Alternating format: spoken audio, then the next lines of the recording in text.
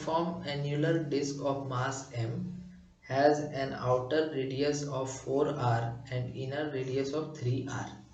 The work required to take a unit mass from point P to the axis on its axis to infinity is, देखिए आप जब work निकालना चाहते हैं तो वर्क का फॉर्मूला होता है change in potential energy, change in potential energy, और चेंज इन पोटेंशियल एनर्जी का मतलब हो गया final potential energy minus initial potential energy. अब देखिए फाइनली इसको इन्फिनिटी पे पहुंचा देना है पी से, तो ये हो जाएगा u at infinity minus u at P. अब आपको भी पता है कि जो पोटेंशियल एनर्जी इन्फिनिटी पे होता है वो जीरो होता है, तो वर्क डन हो जाएगा minus of u at P, ठीक है। और u एट पी हो जाएगा mass into potential at P, mass into potential at P. अब मास बोला है 1 यूनिट लेना है, दैट मीन्स कि वर्क डन हो जाएगा माइनस ऑफ वी पी। मतलब कि देखिए आप अगर P पर पोटेंशियल निकाल दीजिएगा और उसका नेगेटिव कर दीजिएगा तो आपको वर्क डन यहाँ पे मिल जाएगा। तो उसको निकालने के लिए आप ऐसे समझिए कि कोई भी रिंग होता है ना, ऐसे एक रिंग है, मान लीजिए उसका रेडियस है a और उसका आपको r डिस्टेंस पे ऊपर निकालना है पोटेंशियल, तो उसका फॉर्मूला हो जाता है minus G M by Z. अब ये जेड क्या है, तो जेड ये वाला डिस्टेंस होता है, ये जो होगा root under R square plus A square, समझ रहे हैं। तो ये हो जाता है, ये फॉर्मूला हो जाता है, ठीक है। इसी का हम लोग यूज करेंगे इसी केस में। देखिए हम लोग का जो डायग्राम दिया हुआ है वो कुछ ऐसा दिया हुआ है, एक ऐसे ये इस तरह से दिया हुआ है, जिसमें कि आपका मास केवल इसी में है, अंदर में खोखला है, अंदर का रेडियस है 3r और बाहर का रेडियस बोल दिया है 4r, ठीक ना। तो इसमें हम लोग क्या करेंगे कि एक तो रिंग जो है पतला सा इस तरह से, एक मिनट थोड़ा अच्छा से बना देते हैं। देखिए ये एक हो जाएगा ऐसे अंदर वाला, और ये हो जाएगा इस तरह से ये बाहर वाला। तो इसमें हम लोग क्या करेंगे कि एक रिंग काट लेंगे ऐसे, और इसकी वजह से हम लोग सेंटर से ऊपर, सिर्फ आप ध्यान दीजिएगा इसी ब्लू वाला को, ठीक है। सेंटर से ऊपर पॉइंट मान लीजिए कितना पी पॉइंट कितना दूर था 4r दूरी पर हम लोग इसकी वजह से निकाल लेंगे इसका वैल्यू, पोटेंशियल का वैल्यू, और उसी को इंटीग्रेट कर देंगे। देखिए इसका रेडियस मान लीजिए कितना ले लें हम, r ले लेते हैं, और ये 4r है, तो ये z होगा। z कितना हो जाएगा रूट अंडर, z कितना हो जाएगा आपका, z equal to root under R square plus 4r square माने 16r स्क्वायर। तो इस एलिमेंट की वजह से जो पोटेंशियल P पर होगा उसको dv बोल देते हैं, और वो हो जाएगा माइनस जी इस एलिमेंट का मास बाई z माने कि are square plus 16r square, समझ गए। ये हो जाएगा। तो इसका मास होगा कितना, देखिए मास कैसे निकालेंगे। टोटल मास m है, टोटल एरिया कितना है, टोटल एरिया है pi r square minus pi r square, ये mass by total area into इस एलिमेंट का एरिया। समझिए देखिए कैसे होगा। देखिए ये जो एलिमेंट है ना इसका रेडियस r है और थिकनेस हम कह रहे हैं कि dr है, तो थिकनेस अगर dr है और रेडियस r है तो इसका लेंथ हो जाएगा 2 पाई r इंटू इसका थिकनेस dr कर देंगे तो इसका एरिया निकल जाएगा। तो ये जो है ना ये आपको मास दे देगा dm।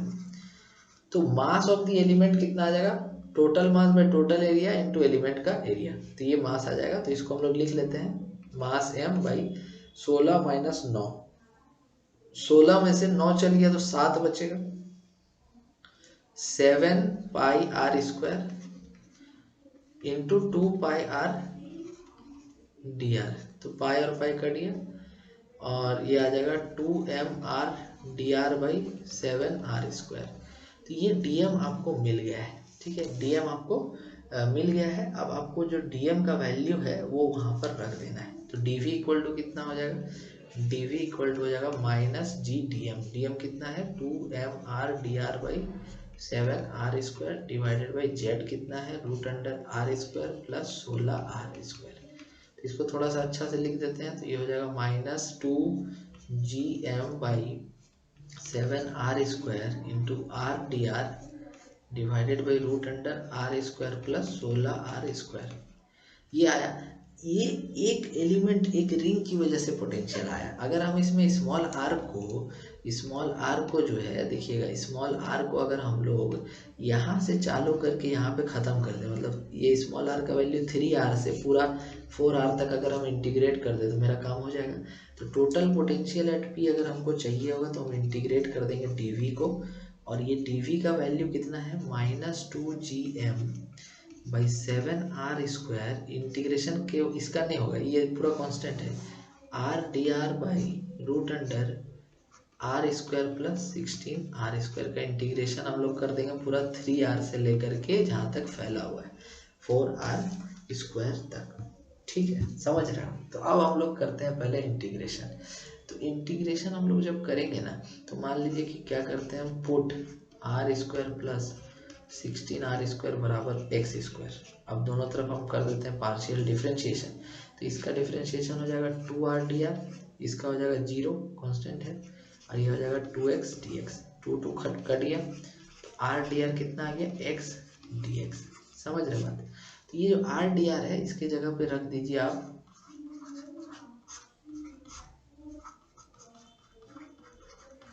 R/dr के जगह पे रख दीजिए x dx, और नीचे रख दीजिए √x², मतलब कि x।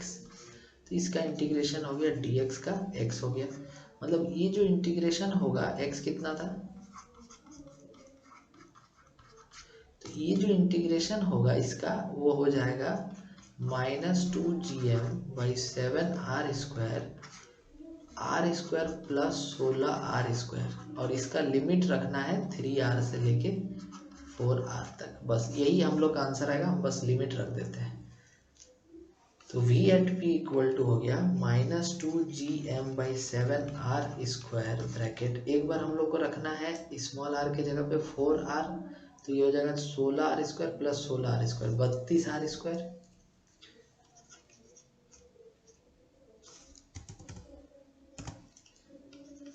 32R², फिर माइनस लगा के 3R रखना है, तो 3R रखेंगे तो 9 9 25 25R²। ठीक है, अब देखिए हो जाएगा -2GM/7R² इंटू 32 - 25, 5 6 7, रूट भी था, रूट लिखना भूल गया। हाँ, तो यहाँ देखिए ये हो जाएगा 16 दूनी 32, माने कि 4√2R, और ये हो जाएगा 5R, ये R एक काट दीजिए, तो V एट P कितना आ गया -2GM/7R इंटू 4√2 - 5। देखिए कौन सा ऑप्शन सही है, -2GM/7R 4√2 - 5। ठीक है, तो -2GM/7R 4√2 - 5 ये पोटेंशियल आया है।